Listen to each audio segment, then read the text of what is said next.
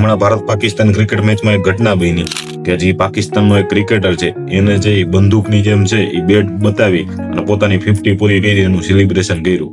ભારતીય ટીમ સામે છે જે બેટ છે એની પોઝિશન છે AK-47 રાઇફલ ફોડતો હોય ને એ રીતે રાખી હતી.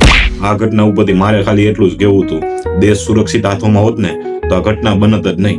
ને આ ઘટના બની તેમ છતાં છે મેચ છે ઉભો રાખવામાં ન આવ્યો, કોઈએ છે વિરોધ ન નોંધાવ્યો, કોઈએ છે કઈ કાર્યવાહી ન કરી.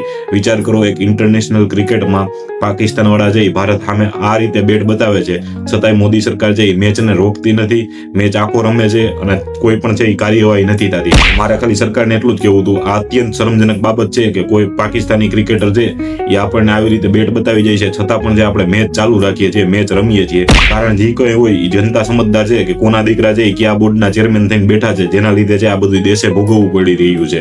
તો સરકારને ખાસ કહેવું હતું, આપણી કોઈ એવી મજબૂરી નથી કે એની સામે છે ક્રિકેટ મેચ રમવો જ પડે. જો છે આપણે જે પાણી બંધ કરવાની વાતો કરતા હોય તો આપણી કીધે પાણી બંધ થતું હોય તો ક્રિકેટ મેચ છે કેમ નથી બંધ થતી ને, આ સવાલ મારે સરકારને પૂછવો હતો. તો આપણે જે પાકિસ્તાનનું પાણી રોકી શકતા હોય તો ક્રિકેટ મેચ પણ રોકી જ શકીએ છીએ. આગામી સમયમાં જે પાકિસ્તાન ભેગો ક્રિકેટ મેચ નું રમવામાં આવે ને એવી એક માંગણી છે, થાય ને તો આ માંગણી પૂરી કરજો તો હકીકતમાં દેશભક્ત કહેવાશો. ધન્યવાદ. જય હિન્દ, જય ભારત.